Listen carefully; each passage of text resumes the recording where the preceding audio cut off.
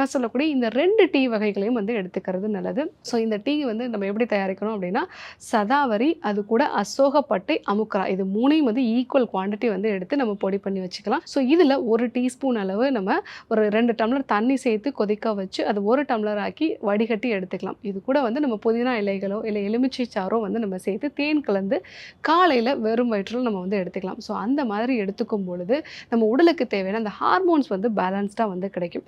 அதே மாரி நைட்ல தூங்க போறதுக்கு முன்னாடியோ, இல்ல சாப்பிட்டதுக்கு அப்புறமா திரிஃபலா சீரகம், சுக்கு இது 5 பொருட்களுமே வந்து ஈக்குவல் குவான்டிட்டி வந்து நீங்க எடுத்துக்கோங்க. திரிஃபலா அப்படிங்கிறது கடுக்காய், நெல்லிக்காய், தாண்டிக்காய். ஸோ இது கூட சீரகம், சுக்கு இது எல்லாத்தையும் ஈக்குவல் குவான்டிட்டி எடுத்துட்டு, இத வந்து நீங்க ஒரு 1/2 டீஸ்பூன் வந்து டீ மாதிரி வச்சு சாப்பிடணும். ஸோ இத வந்து நைட்டு உணவுக்கு அப்புறமா நம்ம எடுத்துக்கும்போது, நல்ல செரிமானம் வந்து ஆகும். அதே மாரி அந்த பீரியட்ஸ் வர்றதுக்கு முன்னாடி நம்ம அடிவயிற்று பகுதிகள்ல ஒரு மசாஜ் மாரி வந்து பண்றது.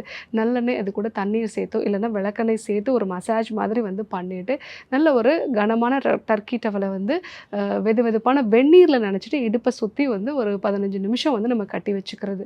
ஸோ அந்த மாரி பண்ணும்போது இடுப்பு பகுதியில் இருக்கக்கூடிய அதிகப்படியான ஹீட் வந்து குறைய ஆரம்பிக்கும். நைட்டு தூங்க போறதுக்கு முன்னாடி கால்ல வந்து நம்ம தேங்காய் எண்ணெயோ இல்லைன்னா ஒரு சொட்டளவுக்கு நம்ம நெய் சேர்த்து வந்து நல்ல ஒரு மசாஜ் மாதிரி பண்றது. இந்த மெத்தட்ஸ் எல்லாம் நம்ம ஃபாலோ பண்ணோம் அப்படின்னா நல்ல இரவு தூக்கம் இருக்கும், மன அமைதி வந்து உண்டாகும். ஸோ நல்ல ஒரு தெளிவு இருக்கும். நிறைய பேர் சொல்லக்கூடிய விஷயம் இந்த கன்ஃபியூஷன் இருக்கு டாக்டர். முன்ன அளவுக்கு என்னால வந்து படிக்க முடியல, ஞாபகத்திறன் வந்து கம்மியா இருக்கு. ஸோ அடிக்கடி வந்து நான் இரிட்டேட் ஆகுறேன்னு சொல்லக்கூடியவங்க எல்லாருமே நான் சொன்ன மாரி இந்த டீடாக்ஸ் சூர்ணம் வந்து எடுத்துக்கிறது நல்லது. அது கூட நான் சொன்ன இந்த 2 டீ வகைகளையும் காலை, இரவு 2 வேளையுமே வந்து நம்ம எடுத்துக்கலாம். அதே மாரி எளிமையான சில யோகா பயிற்சிகள், தியான பயிற்சிகள், சூரிய வெளிச்சம் உடம்புல படுறதுக்கான ஒரு வாய்ப்புகள் இதெல்லாம் நம்ம வந்து ஃபாலோ பண்ணோம் அப்படின்னா, நம்மளுடைய பெர்ஃபார்மன்ஸும் நல்லாயிருக்கும். அதே சமயத்தில ஸ்ட்ரெஸ்ஸும் அதிகமா ஆக மாட்டோம்.